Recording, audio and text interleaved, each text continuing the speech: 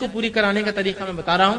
2 رکعت نفل پڑھیے, اس کے بعد اللہ سے مانگیے. مانگنے کے ادب بھی بتا دیتا ہوں, حالانکہ اس میں نہیں ہے, لیکن بتا دیتا ہوں ادب کیا ہے مانگنے کا, ورنہ یہ ادب بھی ہم بھول جاتے ہیں. آپ صلی اللہ علیہ وسلم نے ایک بار دیکھا, ایک شخص آیا, اس نے 2 رکعت نماز پڑھی, اس کے بعد اس نے دعا مانگی اور چلے گیا. آپ نے کہا اس کی قبول نہیں ہوئی.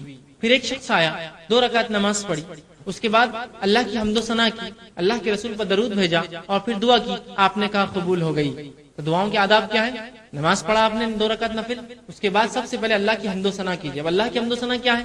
کوئی بھی سورہ فاتحہ پڑھی حمد و ثنا ہے, سورہ اخلاص پڑھی حمد و ثنا ہے, تعریف کیجیے اللہ کی. آیت الکرسی پڑھی حمد و ثنا ہے. خاص الفاظ کوئی ثابت نہیں, رسول اللہ جو پڑھنا چاہے پڑھی, ہوگی حمد و ثنا. رسول پر درود کیا ہے؟ اللہم صلی علی محمد, درود ابراہیم پڑھ لیجیے. پھر کہیے اپنی دعا, اے اللہ میرا فلاں مسئلہ فلاں مسئلہ فلاں مسئلہ فلاں مسئلہ فلاں مسئلہ فلاں مسئلہ, ایسی دعا کیجیے. اور اس میں بھی یہ دعا کیا کیجیے ہمیشہ, ورنہ ایسا نہ ہو کہ ہم اپنے بد دعائیں اپنے لیے مانگے دعا سمجھ کر.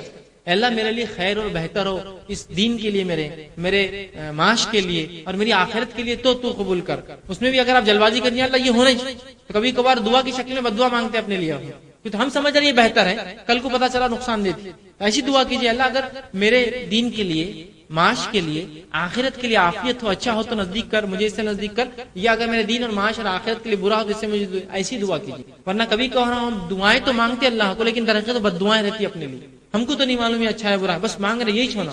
جب دے دیتا ہے تو پھر بولتے ہیں یار میرے ساتھ ایسا کیوں ہوا. تو آپ نے ضد ایسی کی, آپ بہتر انداز سے اللہ سے مانگتے. تو اس کے ادب کیا ہے؟ اللہ کی حمد و ثنا, رسول اللہ پہ درود, اور اپنی حاجت کا پھر اللہ کے سامنے رکھنا, اور اللہ کو اس معاملے میں سپرد کر دینا. تو بہتر جانتا ہے, میں تو مانگ رہا ہوں, بہتر ہے تو مجھے دے دے یہ چیز, اگر میرے لیے چیز بہتر نہیں تو مجھ سے دور کر دے.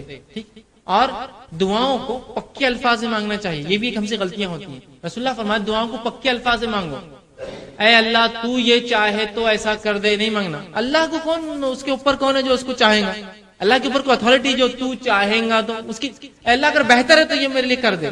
پکے الفاظ, سمجھے؟ رسول اللہ فرمایا دعائیں پکے الفاظ میں کیا کرو, کچے الفاظ میں نہیں. اے اللہ اگر تو بہتر سمجھے تو کر دے. کیوں؟